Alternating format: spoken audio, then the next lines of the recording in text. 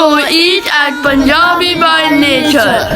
When you first step foot in the restaurant, you're greeted by a wide selection of sweets that look so good and so yummy. This restaurant also has the option to do takeout, but we decided to dine in.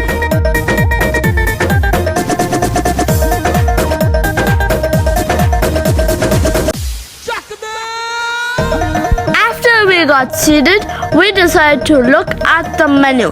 There was veg, non-veg, wraps, thalis, raita, and so much more.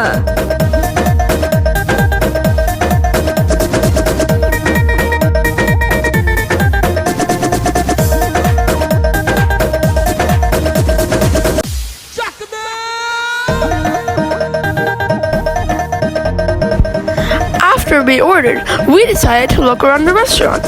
There was really magnificent art pieces all throughout the walls that we had a beautiful view of while we were eating.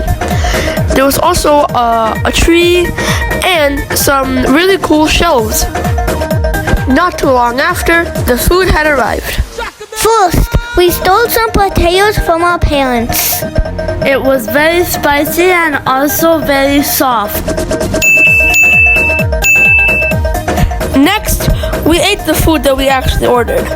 We had gotten the fish curry, which was well seasoned, piping hot, and very filling.